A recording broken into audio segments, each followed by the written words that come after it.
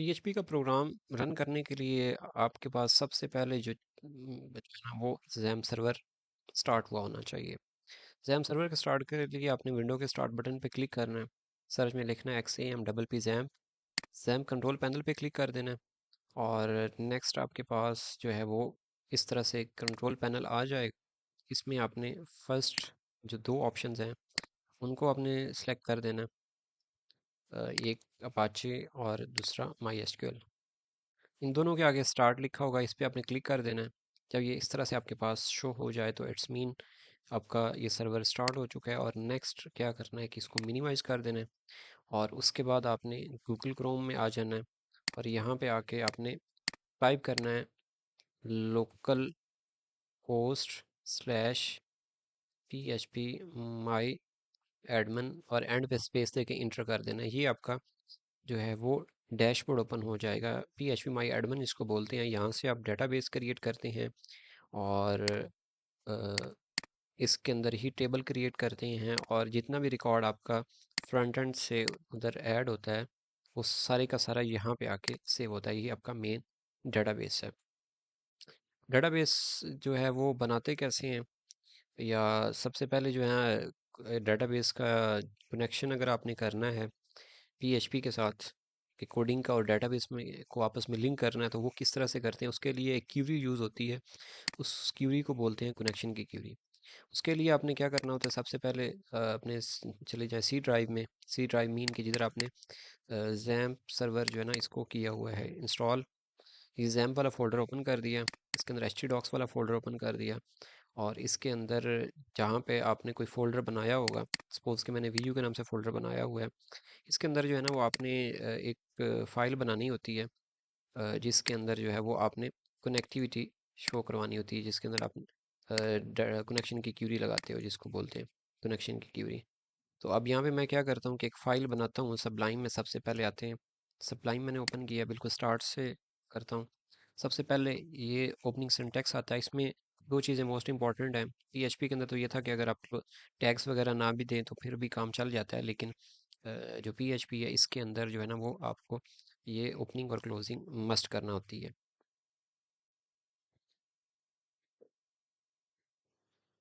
इसमें मोस्टली सारा जो काम होता है वो वेरिएबल्स का होता है।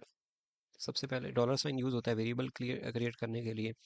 डॉलर साइन लिंक ये हमने एक वेरिएबल बना दिया। अब इसके आगे हम क्यूरी लगाते हैं MySQLi_connect। इसके आगे जो है वो सेमीकॉलन लगाना ज़रूरी होता है। PHP में हर जगह पे सेमीकॉलन लाजमी होता है। और कनेक्शन की क्यूरी के अंदर टोटल चार चीज़ें होती हैं।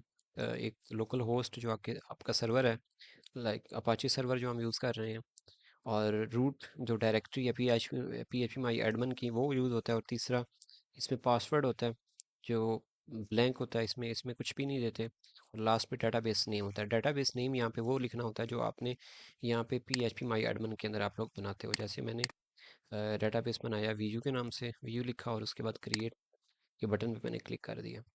क्रिएट के बटन पे जैसे क्लिक किया और ये मेरे पास डेटाबेस क्रिएट हो गया। अब मैंने इसका नाम इधर लिखना है वीयू, क्योंकि मैंने कनेक्शन इसके साथ करना है अपनी कोडिंग का, मैंने इसको कनेक्ट करना है। तो ये देखें कि मैंने इसको जब कनेक्ट किया है अब मेरी क्यूरी होगी ये कंप्लीट। अब नेक्स्ट मैंने चेक करना है कि ये क्यूरी ठीक भी है कि नहीं। इसके लिए कंडीशन अप्लाई होती है इफ़ एल्स की। इफ़ में डाटा ट्रू होता है और एल्स में डाटा जो है वो फॉल्स होता है। मैंने ये इफ़ लिखा तो यहाँ पे डॉलर साइन लिंक आएगा जो जिसको चेक करना चाहते हो, चूँकि ये वेरिएबल इसको रिप्रेजेंट कर रहा है। डॉलर साइन लिंक आ गया और यहाँ पे जो है ये ब्रैकेट लगा दी, इको कर दिया। इसमें सिंगल कोटेशन मार्क या डबल कोटेशन मार्क यूज़ करें एक ही बात है, स्ट्रिंग के लिए दोनों चलते हैं। यहाँ पे मैंने लिखा कनेक्टेड और उसके बाद जो है वो एल्स में मैं कर देता हूँ नॉट कनेक्टेड। इसको भी इको करवा दी। इको का मैंने बताया था कि ये वैल्यूज़ की को प्रिंट करवाने के लिए यूज़ होती है, वैल्यूज़ को डिस्प्ले की आउटपुट डिस्प्ले करवाने के लिए यूज़ होती है। इको जो है ये स्टेटमेंट है, वैल्यूज़ को प्रिंट करवाने के लिए यूज़ करते हैं। तो यहाँ पे जो भी लिखें PHP के अंदर इको जो है ना वो प्रिंट के लिए यूज़ होगा, मतलब ये इको के ज़रिए हमारे पास ये वैल्यूज़ शो होंगी। एल्स में फॉल्स आ गया। अब हम क्या करेंगे, इस फाइल को सेव करेंगे। फाइल पे क्लिक किया, सेव एज पे क्लिक कर दिया। जो फोल्डर होगा आपका सी सी में गए, जैम वाला फोल्डर ओपन किया, इसके अंदर एच टी डॉक्स, उसके अंदर जहाँ पे आपका फोल्डर पड़ा था, जैसे कि यहाँ पे वी यू के नाम से मैंने बनाया हुआ, इसमें मैं लिखता हूँ D B dot P H P या connection dot P H P या कोई भी है। इसको मैंने सेव कर दिया। अब मैंने चेक करना कि ये जो डेटाबेस मैंने क्रिएट किया है ये ठीक भी है कि नहीं। तो इसमें ब्राउज़र में गए, तो यहाँ पे मैंने लिखा local host slash V U slash D B dot P H P, चूँकि मेरी फाइल का नाम है वही, तो मैंने डायरेक्ट किया। अब ये वो कह रहा है कनेक्टेड। अगर मैं यहाँ पे कुछ और नाम दे दूँ, V U underscore V U कर दूँ, और ये डाटाबेस नेम मैंने चेंज कर दिया, अब चेक करते हैं कि क्या ऑप्शन आती है। अब वो कह रहा है कि ये एरर है, अननोन डेटाबेस है, V U underscore V U ये कहीं भी नहीं है। ये अगर बना हुआ है तो यहाँ पे कनेक्शन नहीं है, बना ही नहीं हुआ है। तो ये आपके पास इस तरह का भी समटाइम एरर आ सकते हैं। ये उसके अंदर डेटाबेस कनेक्ट नहीं।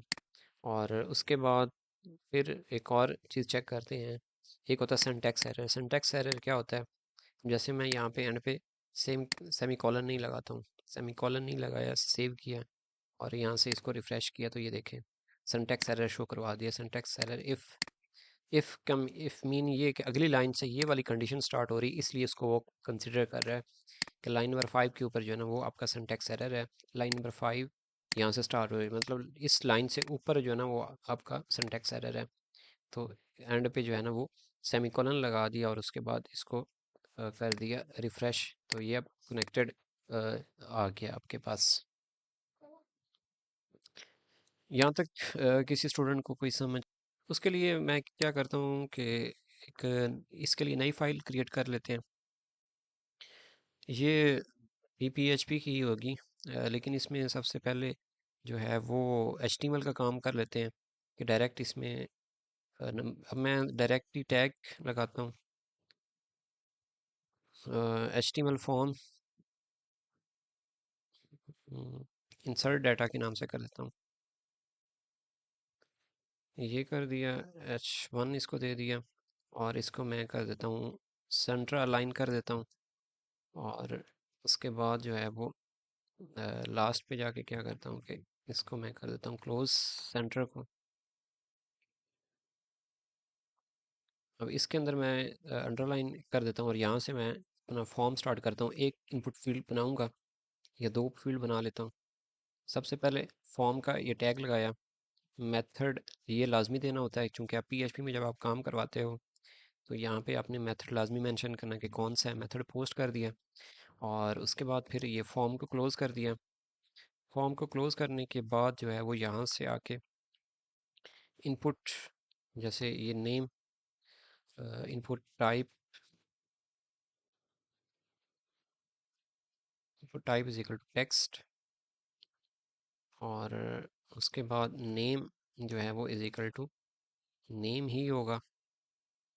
और इसको रिक्वायर्ड कर देते हैं सिंपल, फ़िलहाल इस तरह से मैंने बनाया है। और साथ ही मैं ये कर देता हूँ इसको BR का टैग लगा के नीचे चला जाए और यहाँ पे मैं डायरेक्ट चला जाता हूँ उस पे बटन पे, input type is equal to submit. इसको भी नेम लाजमी मेंशन करना होता है, नेम सबमिट कर दिया। और उसके बाद जो है वो यहाँ तक ये HTML का काम आपका कंप्लीट हो जाता है। उसके बाद क्या करते हैं, PHP पे आते हैं। फ़िलहाल फाइल को सेव कर लेते हैं। फाइल पे सेव पे क्लिक किया और यहाँ पे इसको मैं नाम दे देता हूँ इंसर्ट डॉट PHP, मैं इसका नाम रख लेता हूँ। अब मेरा एक ये फॉर्म यहाँ तक बन गया। अब नेक्स्ट मैं क्या काम करूँगा कि अब यहाँ से PHP बेशक इधर स्टार्ट कर लें या ऊपर कर लें, एक ही बात है। और सबसे पहले तो जो है वो फाइल इंक्लूड करते हैं, इंक्लूड db.php, जो डाटाबेस की कनेक्शन वाली क्यूरी जिसके अंदर ये वाली, इस फाइल को इंक्लूड कर दिया इसके अंदर। उसके बाद जो है वो अब हम फंक्शन यूज़ करते हैं इफ़ का, इफ़ इस सेट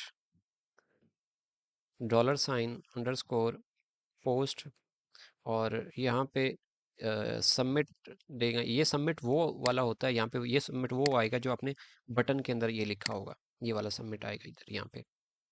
और इस सेट जो है ये कंडीशन है, इससे जो ये है फंक्शन आपका ये यूज़ होता है वैल्यूज़ को प्रिंट कर इसको नल वैल्यूज़ को चेक करने के लिए। अब यहाँ पे आ जाते हैं, इसमें जो है वो यहाँ पे क्या करते हैं कि जो है डॉलर साइन, एक मिनट,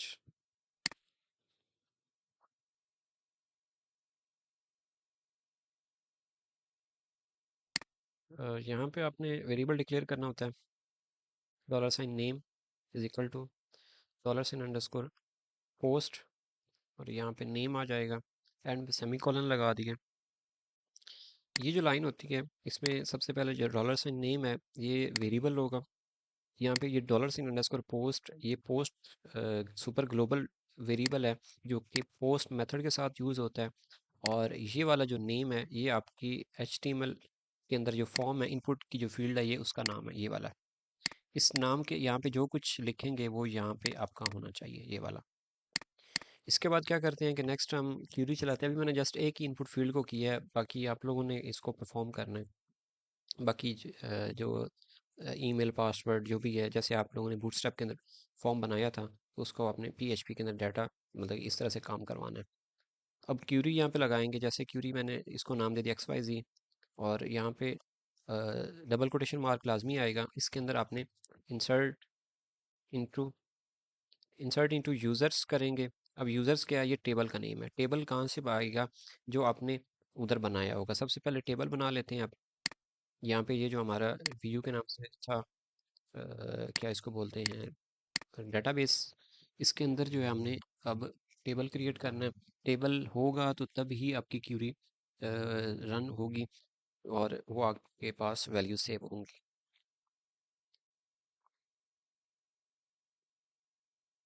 यहाँ पे ये यूज़र्स के नाम से कर दिया। अब एक इनपुट फील्ड है ना उधर, तो यहाँ पे दो कॉलम्स होंगे, एक आईडी वाला और एक जो आपकी इनपुट फील्ड है उसका। ये आईडी और यहाँ पे ये name. ID as it is आएगी, और यहाँ पे इसको वार्चर कर देना है। ये 32 कर दिया, और उसके बाद जो है वो ये नेक्स्ट इसको A_I कर देना, और इसको प्राइमरी की कर दिया, और नेक्स्ट इसको ये सेव कर दिया। अब ये हमारा टेबल बन चुका है। ये उसमें कॉलम्स भी आ गए हैं। उसके बाद जो है वो यहाँ पे नेम लिखेंगे।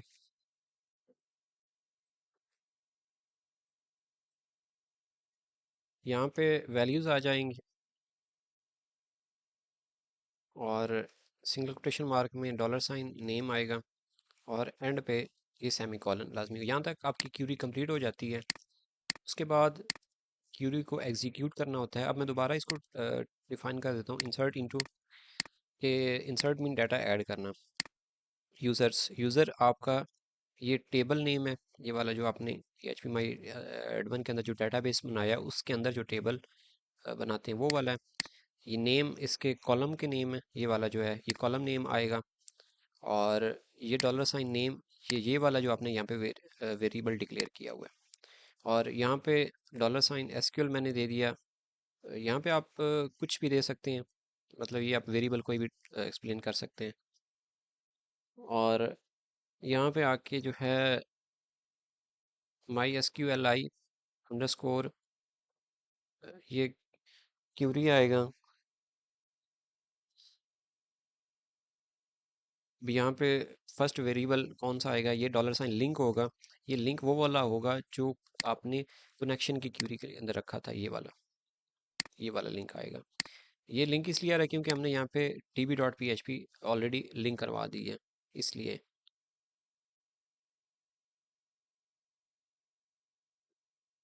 और यहाँ पे डॉलर साइन XYZ आता है, और एंड पे सेमी कॉलन लाजमी आएगा।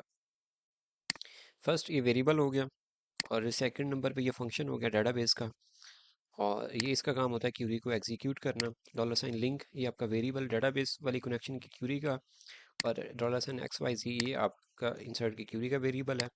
और नेक्स्ट आप क्या करते हैं कि आप चेक करते हैं कि ये क्यूरी आपकी ठीक काम कर रही है कि नहीं। उसके लिए क्या करते हैं, इफ़ इफ़ एल्स चलेगी, डॉलर साइन SQL, क्योंकि हम इसकी वैल्यू चेक कर रहे हैं कि ये सही एग्जीक्यूट कर रही है कि नहीं। तो अब यहाँ पे किस तरह से पता चलेगा, यहाँ पे हम इको लिखेंगे और एक स्क्रिप्ट लगाएंगे। ये जावास्क्रिप्ट का सिर्फ एक ही फंक्शन, एक या दो फंक्शन हम यूज़ करेंगे। विंडो डॉट अलर्ट इसको बोलते हैं, जो कि पॉपअप बार जो आता है, पॉपअप मैसेज डिस्प्ले करवाने के लिए होता है। और यहाँ पे डाटा सबमिटेड लिख देते हैं,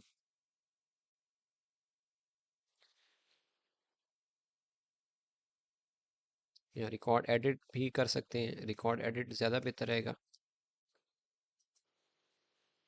और यहाँ पे आएगा ये स्क्रिप्ट, इसको क्लोज कर दिया।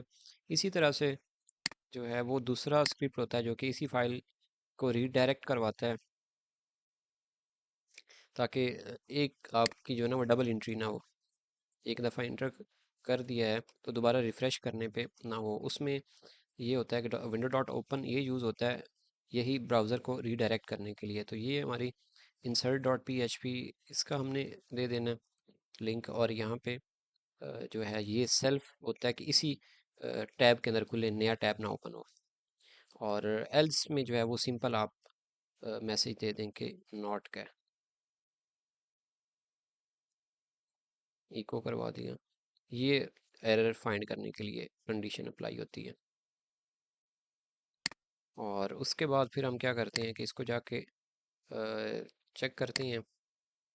चेक कैसे करना है, dB dot P H P की जगह पे हम लिखेंगे insert dot P H P, क्योंकि हमारी ये इंसर्ट वाली थी। अब ये देखें कनेक्टेड इसलिए आ रहा है क्योंकि हमने डाटाबेस की फ़ाइल को लिंक करवाया हुआ है।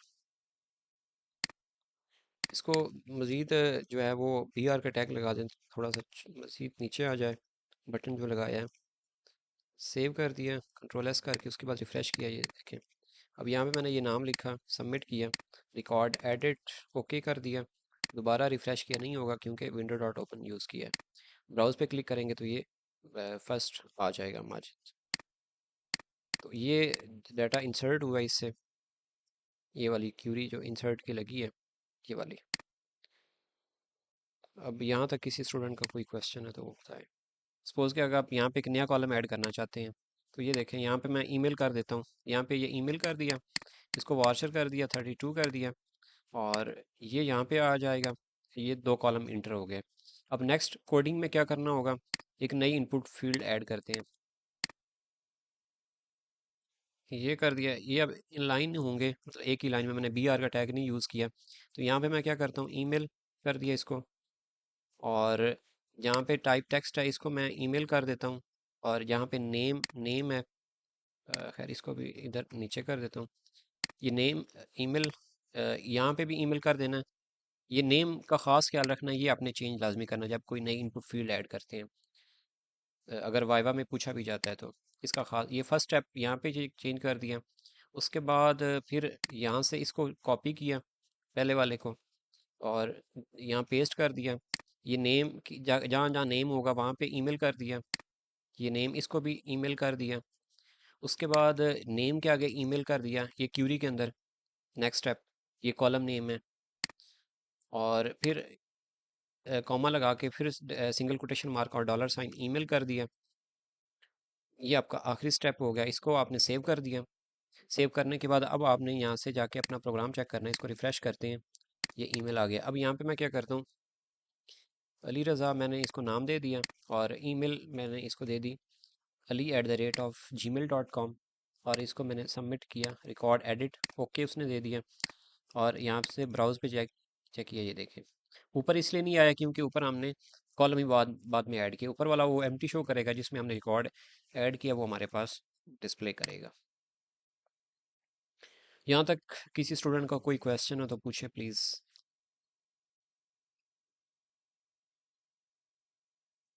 इको वाली जो होती है ना, ये दो चीज़ें हैं। ये मैंने यहाँ पे स्क्रिप्ट लगाया हुआ है, इसको इवेंट हैंडलर बोलते हैं जावा स्क्रिप्ट के। जो ये जो दो फंक्शन है, event handler, window dot alert, ये आपको पॉपअप मैसेज शो करवाता है। जैसे अभी यहाँ से कोई रिकॉर्ड आपने सेव करवाया है, कुछ भी आपने यहाँ पे कर दिया है। तो अब यहाँ पे ये देखें, ये जो रिकॉर्ड एडिड आ रहा है ना लोकल होस्ट से, ओके जब तक नहीं करेंगे तब तक ये इसको रिक्वेस्ट चलती रहेगी, क्योंकि ये फ्रंट एंड के वाले से जावा स्क्रिप्ट का हमने यूज़ किया है। तो जैसे ओके करेंगे वो दोबारा रीडायरेक्ट होके यही पेज ओपन होगा। ये अलर्ट आपको मैसेज दे रहा है, और ये विंडो डॉट ओपन जो है ना, ये फाइल ओपन करवा रहा है। अब यहाँ से जैसे अब देखें कि अभी कहें कि जी इसको ना वो D B dot P H P के ऊपर लेके चला जाए, सेव करें, लेकिन D B dot P H P भी चाहे। अब ये देखें, हम यहाँ से कोई एक नया रिकॉर्ड इंटर कर देते हैं। ये जैसे मैंने एक यूज़र इंटर किया ना, ये देखें, अब जैसे मैंने ओके किया, फाइल रीडायरेक्ट होगी, D B dot P H P आ गई। ये देखें, D B dot P H P के ऊपर आ गया। वापस जाएंगे तो ये इस तरह से आएगा। तो ये रीडायरेक्शन की होती है, एक फाइल से दूसरी फाइल के लिए, अगर आपने ये फंक्शन के ज़रिए उसको रीडायरेक्ट करना हो, एक जगह से दूसरी जगह ले जाना हो। इसका टास्क जो है ना वो यही है कि जो आपने पहले साइन अप फॉर्म बनाया था ना बूटस्ट्रैप के अंदर, कि एक साइड पे पिक्चर लगाई थी और एक साइड पे आपका फॉर्म बना हुआ था या टेबल था। एक साइड पे मतलब आपने एक फॉर्म बनाना है, साइन अप फॉर्म होना चाहिए, उसका रिकॉर्ड आपने डाटाबेस के अंदर सेव करवाना है। ये सेम आपके प्रोटोटाइप फेज की तरफ आ जाएगा काम। आपके प्रोटोटाइप फेज का जो है ना ये फर्स्ट पार्ट कंसीडर होगा, कि जिसमें हम यूज़र रजिस्टर करते हैं ना, ये सेम वो वाला टास्क आ जाएगा। कि पहले आपने फॉर्म बना दिया HTML और बूटस्ट्रैप की मदद से, HTML में आपका लेआउट, आपने उसका लेआउट बना दिया, और बूटस्ट्रैप के ज़रिए जो है ना वो उसकी डिज़ाइनिंग कर दी। तो जैसे जो है वो डाटा आपने सेव कर, आगे जो सेव करने वाला जो काम है वो PHP के ज़रिए आपका हो जाएगा।